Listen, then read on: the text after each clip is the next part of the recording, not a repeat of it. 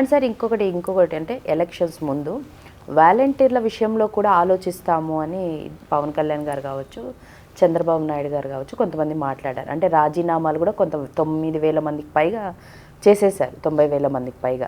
So ఇప్పుడున్న volunteer వ్యవస్థకి last month కూడా వాళ్ళకి శాలరీస్ రాలేదని కూడా ఆరోపిస్తున్నారు. సో వాళ్ళ భవిష్యత్తు ఎలా ఉండబోతుంది, వాళ్ళ మీద ఏమన్నా మళ్ళీ వాలంటీర్లను తీసుకోవడం కానీ ఇలాంటివి ఏమన్నా చేయబోతారా ముందు? అంటే ఇంకా డిసైడ్ చేసుకోవాలి వాళ్ళు.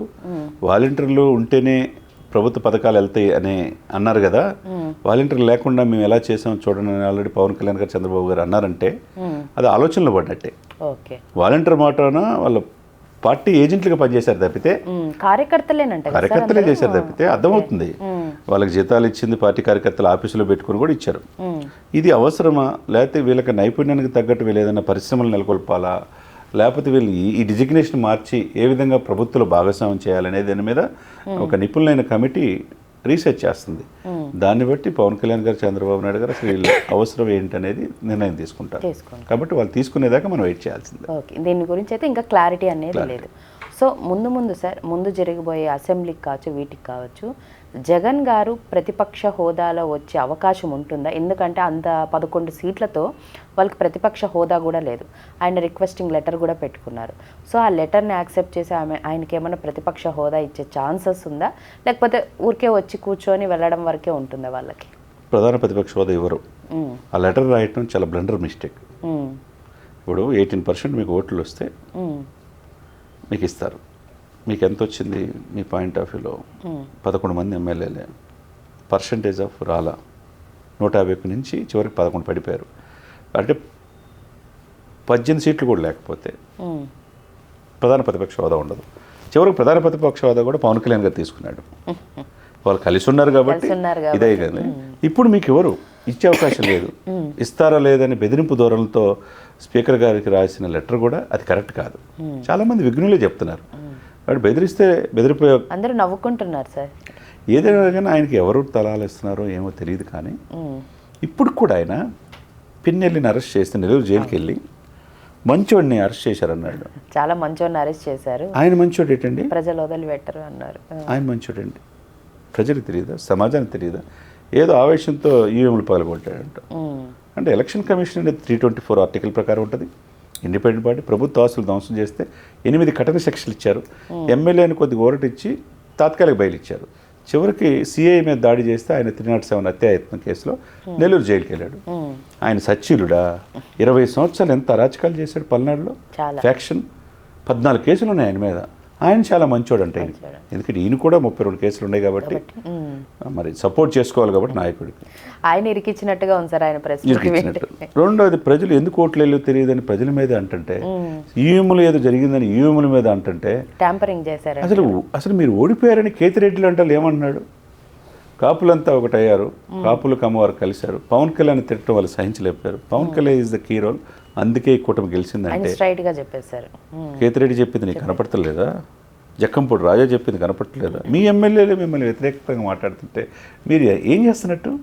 మీరు ఇప్పటికి కూడా అంటే ప్రజల్ని దోషులుగా చేస్తున్నారు తప్పితే మేము పథకాలు ఇచ్చాం ఏమైపోయినాయి అని అంటే ప్రజల్ని దోషులు చేయటం ఏ నాయకుడు చేయలేదండి. ప్రజల్నే అంటున్నారు నేను ఇచ్చిన సంక్షేమాలన్నీ తీసుకున్నారు, నాకే మోసం చేశారు. ఎవరు ఇచ్చారు మేడం? ఎవరు డబ్బులు ఇచ్చారు మేడం? మనలో మనమాట. ఆయన ఏమో భారతీయ సిమెంట్స్, జగతి పబ్లికేషన్స్, ఏవో చాలా చాలా పెద్ద కంపెనీ, సూట్ కేస్ కంపెనీ అన్నీ ఉన్నాయి కదా. ఆ కంపెనీ నుంచి ఏమన్నా ₹1 ఇచ్చాడా ప్రజలకి? ప్రజల పన్నుల మీద వసూలు చేసి ప్రజలకే ఇచ్చాడు. అప్పులు చేసి ఇచ్చాడు. అప్పులమయంగా అప్పులు ఆంధ్రప్రదేశ్గా చేశాడు. అవి కూడా పూర్తిగా ఇచ్చారంటారా సార్? మీకు నమ్మకం ఉందా? 100% ఇచ్చారా? ప్రజలకు ఇచ్చిన సంక్షేమాల్లో కూడా అందాయంటారా అందరికీ? అది ఆల్మోస్ట్ ఒక 70-80% అందినాయి. దాంట్లో ఎక్కువగా వైసీపీ వాళ్ళకి ఇచ్చుకున్నారు, మిగతా ప్రతిపక్షాలందరూ కూడా పక్కన పెట్టారనేది ఒక ఆరోపణ ఉన్నది. ఏదైనా సంక్షేమం మాటను ఆయన ఏం చేశాడంటే అండి, బటన్ నొక్కాడు వెళ్ళి. ఎవరు డబ్బులు అయ్యి ప్రజలకు తెలియాల్సింది ఏంటంటే ప్రజల డబ్బే, ప్రజల ద్వారా ట్యాక్స్ వేసి వాళ్ళ మీదే వేసే డబ్బు తప్పితే ఈరోజు ప్రతి హెడ్కి ఆంధ్రప్రదేశ్ 1,00,000 అప్పు ఉంది చిన్నపిల్లడితో సహా. ఇది ఎవరు తీరుస్తారు? పుట్టబోయే బిడ్డకు కూడా రెడీగా ఉంది సార్ అప్పు. కాబట్టి ఇదేంటంటే కాగ్ నివేదిక ప్రకారం 2.5 లక్షల కోట్ల అప్పు నుంచి ఇప్పుడు 10.5 లక్షల కోట్లకి వెళ్ళింది. ఇది తీర్చడం మామూలు విషయం కాదు. దీనికి బ్యాంకులకి ఇంట్రెస్ట్లే 1,000 కోట్లు కట్టాలి. దీన్ని ఎంత ఓవర్కమ్ అవ్వాలంటే టూరిజం డెవలప్ చేసుకోవాలి. ఖచ్చితంగా అవినీతిని అరికట్టాలి, చుట్టూ తీర ప్రాంతాన్ని ఫుడ్ ప్రాసెసింగ్ యూనిట్స్ తెచ్చుకోవాలి. సెంట్రల్ అంత ఆషామాషి కాదండి. ఆంధ్రప్రదేశ్ అంటే మరింత మనం, మంచికి రావాలంటే ఇవన్నీ అంటారు, కూడా. ఏమంటారు సార్, నిధులు మనకి మనం కేటాయించుకుంటూ రాష్ట్రంలో కూడా డబ్బుని అభివృద్ధి చేసుకోవాలి మనం కూడా. అప్పుడు కానీ రాష్ట్రం ముందుకెళ్ళడం కష్టమైపోతుంది. అంతే కదండి. అనుకున్నంత వీళ్ళు బెదిరించినంత ఈజీ కాదు కదా సార్. వీళ్ళు బెదిరించినంత మాత్రం ఒక నెలలో మీరు 20 మంది ఎంపీల నుండి మెడల్ వంచి స్పెషల్ స్టేటస్ తెస్తాన్నారు జగన్మోహన్ రెడ్డి గారు. 5 సంవత్సరాలు ఏమంచారు? ఏమంచారు మనలో మనమాట? ఏ రోజున అడిగారా? ఏ రోజున ఆంధ్ర జీవనాడి 2 మంత్రులు పోయారు, అనిల్ కుమార్ యాదవ్ పోయాడు, అంబటి రాంబాబు పోయాడు. ఏ రోజైనా అది పూర్తి చేసే ఆలోచన వీళ్ళకి ఏమైనా ఉందా? చివరికి ఏం మాట్లాడాలన్నా తెలుసా సార్ నాకు అది? ఎవరికో కర్నూలులో సుధాకర్ అంట మాజీ ఎమ్మెల్యే ఆడపిల్లని ఇంట్లో పనిచేసే పని వాళ్ళ కూతుర్ని చూశారు కదా, ఆ అమ్మాయిని ఎంత లైంగికంగా వేధింపు గురి చేశాడు. చివరికి ఆయన కేసు వేసి లోపల. అటువంటి వ్యక్తులు మీ పక్కన ఉండేది. ఎక్కడ డోర్ డెలివరీ చేసి దళితుడిని ఇంటికి తీసుకొచ్చిన అనంతబాబు ఎమ్మెల్సీని మీరు 100 మంది స్వాగతం పలుకుతారా? ఒక సిస్టరు నా అక్కని వేధిస్తున్నారని చెప్పి ప్రశ్నించినందుకు 14 సంవత్సరాల పిల్లోడిని బాపట్లో సజీవదానం చేశారు మేడం. చాలా దారుణాలు సార్. ఒక ఎంపీ అయితే ఆయన చేసిన ఈ కృత్యం మీకు తెలుసు. కోనట్ల మాధవ్ ఏం చేశాడు. చివరికి ఒక మంత్రి, మాజీ మంత్రి అవంతి శ్రీనివాస్ ఏం చెప్పాడు ఆడపిల్లల పట్ల, ఎలా కాల్సి బయటకు వచ్చి. చివరికి అంబటి రాంబాబు గారు సకల వల్లభుడు అంటారు, సకల కళాపోషకుడు లాగా డాన్సులు కూడా చేస్తుంటారు. ఆయన ఏం చేశాడు తెలుసు కదా. ఒక్కొక్క మంత్రికి ఒక్కొక్క చరిత్ర ఉంది సార్, గొప్ప గొప్ప చరిత్ర. ఈ చరిత్రలన్నీ కూడా తెరమరుగైపోయినాయి. అంతే. ఇక చరిత్రను వాళ్ళే చెప్పుకోలేరు, బయట వాళ్ళే చెప్పుకునే పరిస్థితి లేదు. నాయకుడు సమర్థించినందుకు ఆయన్ని కూడా ప్రధాన ప్రతిపక్షం లేకుండా ప్రజలు చేసేసారు. ప్రజలు క్లియర్ కట్ చదవగలరు. ఎప్పుడైనా ప్రజలు ఊహించలేదు సార్ ప్రజలు ఇంత బాగా చదవగలరని. అంటే తన భూమి తన కాదన్నప్పుడు, తన రాయి మీద, తన భూమి పట్టా పుస్తకం మీద కూడా జగన్మోహన్ రెడ్డి గారి ఫోటో, జగన్మోహన్ రెడ్డి జగనన్న మీరే నాకు దిక్కు, చివరికి రాయి మీద కూడా ఆయన ఫోటో. ఏంటండి ఇది? ఎవరు భూమి ఎవరు సొంతం?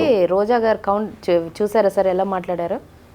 జగన్ గారు ఫోటో కాకపోతే దిష్టిబొమ్మ చంద్రబాబు నాయుడు ఫోటో ఏమంటావా అని మాట్లాడి. ఇప్పుడు ఆమె రాష్ట్ర సరిహద్దు దాటి వెళ్ళిపోయింది.